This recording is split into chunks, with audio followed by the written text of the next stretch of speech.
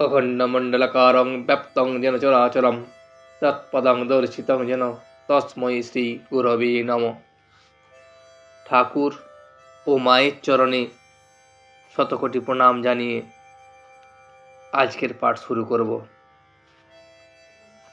আজ আমরা পাঠ করব চতুর্দশ খণ্ডের দশম পরিচ্ছেদ, সেবক হৃদয়ে।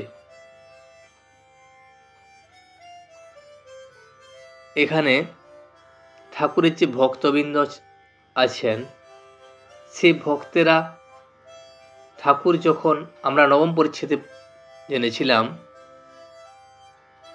ঠাকুর গোরা প্রেমে গর্গর মাতোয়ারা,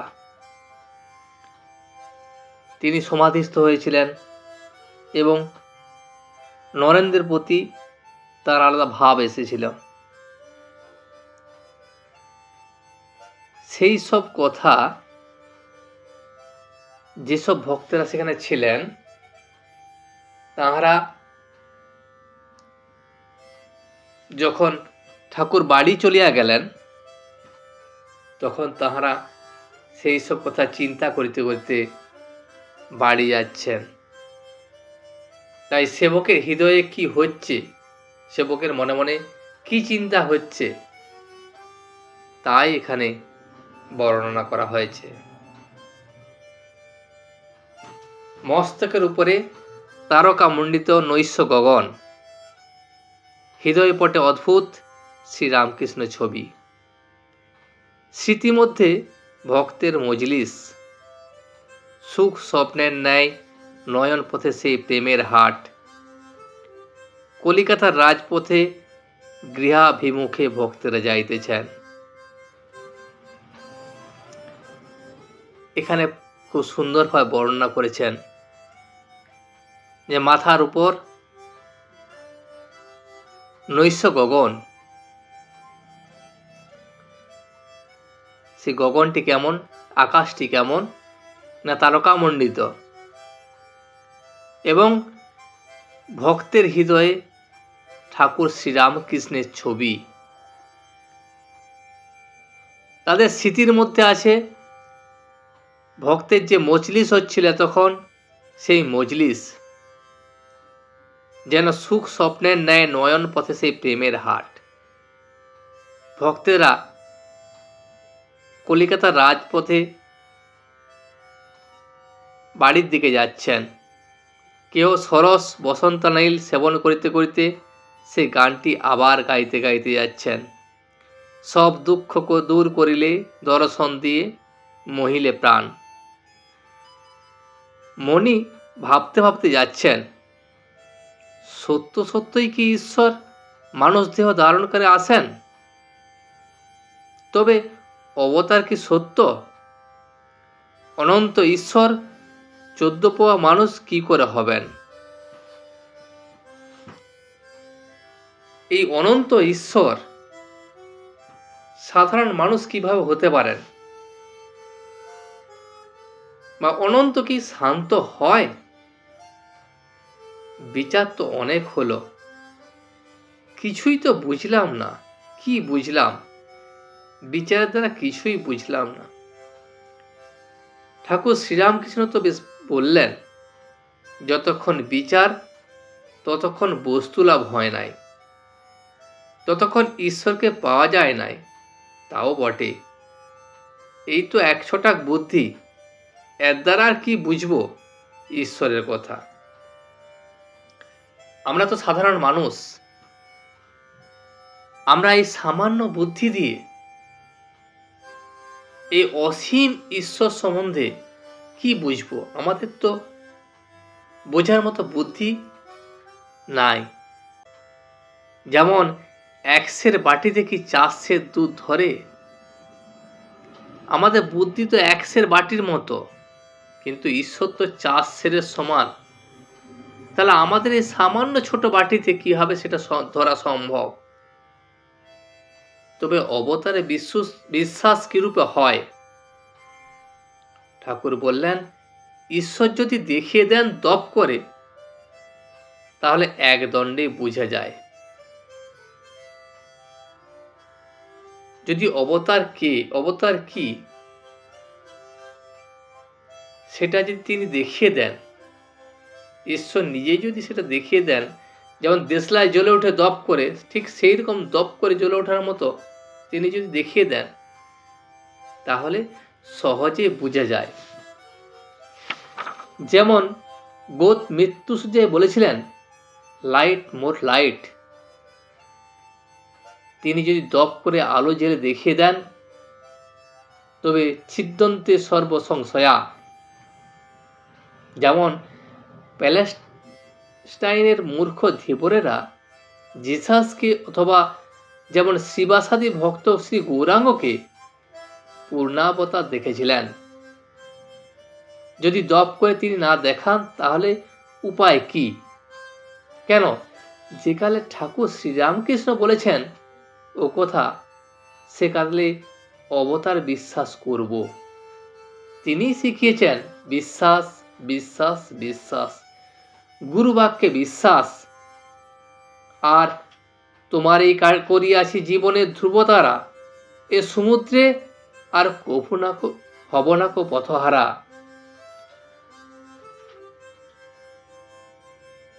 আমি তোমাকে ঠাকুর বিশ্বাস করব, তোমাকে বিশ্বাস করেই আমি অবতারকেও বিশ্বাস করব। ঠাকুরই শিখিয়ে দিয়েছেন গুরু বাক্যে বিশ্বাস করার কথা। তাই ঠাকুর তোমাকেই জীবনের ধ্রুবতারা হিসাবে জানিয়েছি। এই যে গভীর সমুদ্র, এই সমুদ্রে কবু আমি পথহারা হব না। আমার তার বাক্যে ঈশ্বর কৃপায় বিশ্বাস হয়েছে। আমি বিশ্বাস করব, অন্য যা করে করুক, আমি দেব দুর্লভ বিশ্বাস কেন ছাড়ব? বিচার থাক, জ্ঞান চচ্চড়ি করে আর কি লাভ? একটি ফাস্ট হতে হবে। আবার কি গভীর রজনীর মধ্যে বাতায়ন পথে চন্দ্রকিরণ আসবে? আর ফাস্ট নাকি একাকী ঘরের মধ্যে হাই? কিছু জানিতে পারিলাম না, সায়েন্স ফিলোসফি বৃথা অধ্যয়ন করিলাম, এই জীবনে ধিক। এই বলিয়া বিশেষ শিশি লইয়া আত্মহত্যা করিতে বসিবে না। আরেকজন অ্যালস্টনের মতো অজ্ঞানের বোঝা বইতে না পেরে শিলাখণ্ডের উপর মাথা রেখে মৃত্যুর অপেক্ষা করিবে না। আমার এসব ভয়ানক পণ্ডিতদের মতো এক ছোটা জ্ঞানের দ্বারা এ রহস্য ভেদ করতে যাবার প্রয়োজন নাই। আর 1 সের বাটিতে 4 সের দুধ ধরল না বলে মরিতে যাবার দরকার নাই। বেশ কথা, গুরু বাক্যে বিশ্বাস। ঠাকুর এই কথাটি খুব ভালো বলেছেন যে গুরু বাক্যে বিশ্বাস করো। গুরুকে বিশ্বাস করলেই ঈশ্বরে বিশ্বাস হবে। তুমি ভগবানকে ভালোবাসতে পারবে।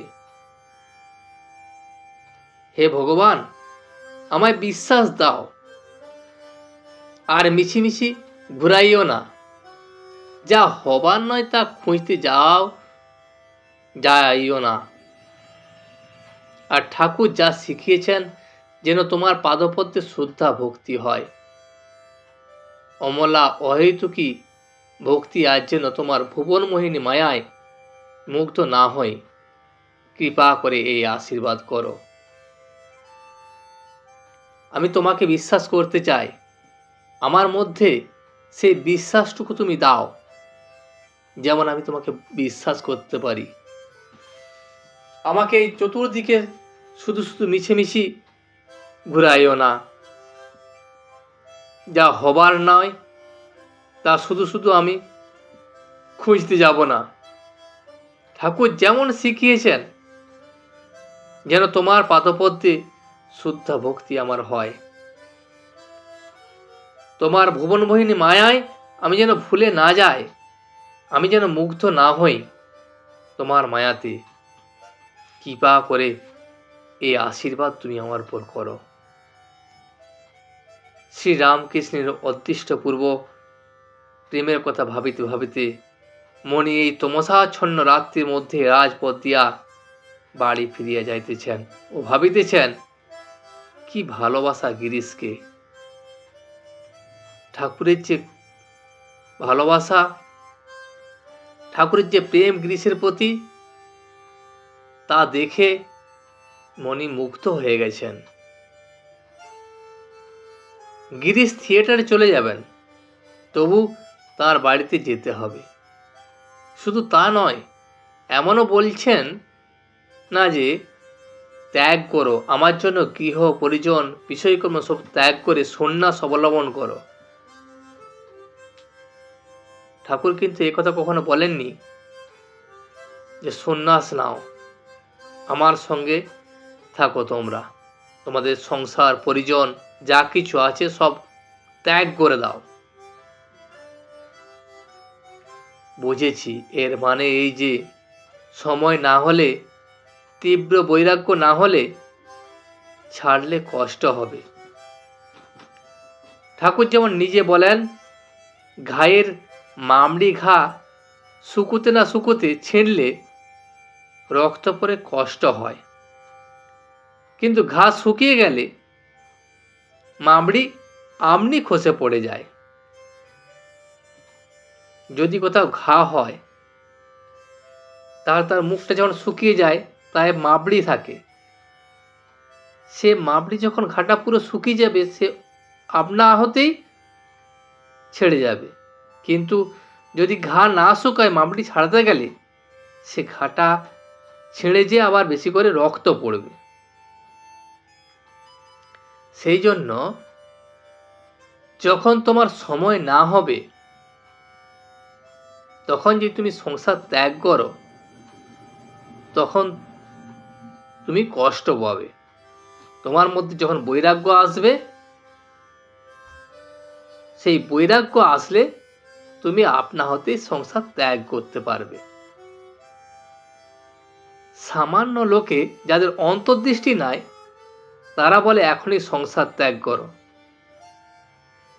যারা ছোটখাটো মানুষ, যারা সামান্য সাধনা করে, তারা কিনা বলে যে এখনই সংসার ত্যাগ করো। তারা ভুল বলে। ইনি সদ্গুরু, অহেতুক কৃপা সিন্ধু। প্রেমের সমুদ্র জীবের কিসে মঙ্গল হয়, এই চেষ্টা নিশিদিন করিতেছেন। আর গিরিশের কি বিশ্বাস! দুদিন দর্শনের পরই বলেছিলেন, প্রভু তুমি ঈশ্বর, মানুষ দেহ ধারণ করে এসেছ আমার পরিত্রাণের জন্য। ঠাকুর যেমন গিরিশকে ভালোবাসেন, গিরিশেরও ঠাকুরের উপরে কি অগাধ বিশ্বাস। দুদিন দর্শনের পরেই গিরিশ ঠাকুরকে ঠিক চিনতে পেরেছেন। সেই জন্য ঠাকুরকে তিনি বলছেন, প্রভু তুমি ঈশ্বর, তুমি মনুষ্য দেহ ধারণ করে এই পৃথিবীতে এসেছ আমার পরিত্রাণের জন্য। গিরিশ তো ঠিকই বলেছেন। ঈশ্বর মানুষ দেহ ধারণ না করলে ঘরের লোকের মতো কে শিক্ষা দেবে, কে জানিয়ে দেবে ঈশ্বরই বস্তু আর সব অবস্তু? কে ধরায় পতির দুর্বল সন্তানকে হাত ধরে তুলবে? কে কামিনী কাঞ্চনাসক্ত পাশব স্বভাবপ্রাপ্ত মানুষকে আবার পূর্ববৎ অমৃতের অধিকারী করবে? আর তিনি মানুষ রূপে সঙ্গে সঙ্গে না বেড়ালে তারা তদ্গতান্ত রাক্তা, যাদের ঈশ্বর বই আর কিছু ভালো লাগে না, তারা কি করে কাটাবেন? তাই পরিত্রাণায় সাধনাং বিনাশায় চ দুষ্কৃতাং ধর্ম সংস্থাপনার্থায় সম্ভবামি যুগে যুগে। সেই জন্য ঈশ্বর সাধুদের পরিত্রাণের জন্য এবং দুষ্কৃতদের বিনাশের জন্য এবং পৃথিবীতে ধর্ম সংস্থাপনের জন্য যুগে যুগে অবতীর্ণ হয়েছেন। কি ভালোবাসা! নরেন্দ্রের জন্য পাগল, নারায়ণের জন্য ক্রন্দন। বলেন, এরাও অন্যান্য ছেলেরা, রাখাল, ভবনাথ, পূর্ণ, বাবুরাম ইত্যাদি সাক্ষাৎ নারায়ণ। আমার জন্য দেহ ধারণ করে এসেছে। এ প্রেম তো মানুষ জ্ঞানে নয়, এ প্রেম দেখছি ঈশ্বর প্রেম। ছেলেরা শুদ্ধ আত্মা, স্ত্রীলোক অন্যভাবে স্পর্শ করে নাই। বিষয়কর্ম করে এদের লোভ, অহংকার, হিংসা ইত্যাদি স্ফূর্তি হয় নাই। তাই ছেলেদের ভিতর ঈশ্বরের বেশি প্রকাশ। কিন্তু এ দৃষ্টি কার আছে? এই যে নরেন্দ্রের প্রতি পাগল বা নরেন্দ্রকে নারায়ণ হিসেবে সেবা করা, রাখাল, ভবনাথ, পূর্ণ, বাবুরাম এদেরকে নারায়ণের চোখে দেখা, এ তো সাধারণ জিনিস নয়। এ প্রেম, এ ভালোবাসা এ তো মানুষ জ্ঞানে নয়। এ প্রেম হলো ঈশ্বর প্রেম। এদের মধ্যে কোনো লোভ, অহংকার, হিংসা বা বিষয়ের প্রতি আকৃষ্টতা এসব কিছু নেই। এ দৃষ্টি তো সাধারণ দৃষ্টি নয়। এ দৃষ্টি কার আছে? এই দৃষ্টি ঠাকুরের অন্তর্দৃষ্টি। সমস্ত দেখিতেছেন, কে বিষয়াসক্ত, কে সরল উদার, ঈশ্বর ভক্ত। তাই এরূপ ভক্ত দেখলেই সাক্ষাৎ নারায়ণ বলে সেবা করেন। তাদের নাওয়ান, শোয়ান, তাদের দেখিবার জন্য কাঁদেন, কলিকাতায় ছুটে ছুটে যান, লোকের খোসামত করে বেড়ান কলিকাতা থেকে তাদের গাড়ি করে আনতে। গৃহস্থ ভক্তদের সর্বদা বলেন, ওদের নিমন্ত্রণ করে খাইও, তাহলে তোমাদের মঙ্গল হবে। এ কি মাইক স্নেহ? না বিশুদ্ধ ঈশ্বর প্রেম? মাটির প্রতিমাতে এত ষোড়শোপচারে ঈশ্বরের পূজা ও সেবা হয়, আর শুদ্ধ নরদেহে কি হয় না? তাছাড়া এরাই ভগবানের প্রত্যেক লীলা সহায়, জন্ম জন্ম সাঙ্গপাঙ্গ। নরেন্দ্রকে দেখতে দেখতে বাহ্য জগৎ ভুলে গেলেন। ক্রমে দেহী নরেন্দ্রকে ভুলে গেলেন, বাহ্যিক মনুষ্যকে ভুলে গেলেন। ঠাকুরের এমন এক অবস্থা হলো, ঠাকুর নরেন্দ্রকে দেখতে দেখতে এই বাহ্য জগৎ যা কিছু হচ্ছে সব কিছু ভুলে গেলেন, এবং নরেন্দ্রকে সেইভাবেই দেখতে দেখতে তিনি দেহী নরেন্দ্রকে ভুলে গেলেন এবং বাহ্যিক মনুষ্যকেও ভুলে গেলেন। প্রকৃত মনুষ্যকে দর্শন করতে লাগিলেন। অখণ্ড সচ্চিদানন্দে মন লীন হইল। যাকে দর্শন করে কখনো অবাক স্পন্দহীন হয়ে চুপ করে থাকেন, কখনো বা ওং ওং বলেন, কখনো বা মা মা করে বালকের মতো ডাকেন। নরেন্দ্রের ভিতর তাকে বেশি প্রকাশ দেখেন। নরেন্দ্র নরেন্দ্র করে পাগল। ঠাকুর নরেন্দ্রের মধ্যে নারায়ণকে দেখেন, সেই জন্য মাঝে মাঝেই নরেন্দ্রকে নরেন্দ্র নরেন্দ্র করে ডাকেন এবং নরেন্দ্রকে দেখে পাগল হয়ে যান। কিন্তু নরেন্দ্র অবতার মানেন নাই, তাতে আর কি হয়েছে? ঠাকুরের দিব্য চক্ষু, তিনি দেখলেন যে ওই অভিমান হতে পারে। নরেন্দ্র যে ঠাকুরকে মানেন, অবতার মানেন নাই, সেটা অভিমান। তিনি যে বড় আপনার লোক, তিনি যে আপনার মা, পাতানো মা নন, তিনি কেন বুঝিয়ে দেন না? তিনি কেন দপ করে আলো জেলে দেখিয়ে দেন না? তাই বুঝি ঠাকুর বললেন, মান কইলি তো কইলি, আমরাও তোর মানে আছি। তুই অভিমান করেছিস, তোর সে অভিমানের মধ্যে আমরাও আছি। আত্মীয় হতে যিনি পরমাত্মীয়, তার উপর অভিমান করবে না তো কার উপর করবে? এখানে ঠাকুর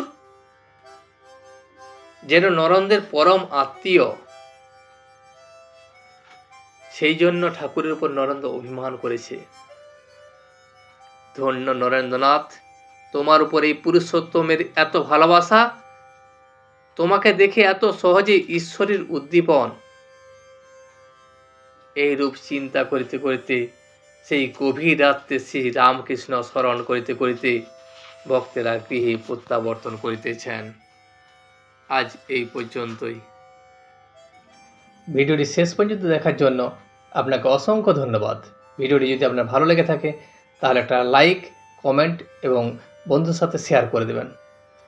সাবস্ক্রাইব করে পাশে থাকা বেল আইকনটি বাজিয়ে দেবেন, যাতে আপনাদের নতুন ভিডিওগুলি সর্বপ্রথম আপনার কাছে পৌঁছে যায়। জয় শ্রী রামকৃষ্ণ, জয় শ্রী রামকৃষ্ণ, জয় শ্রী রামকৃষ্ণ।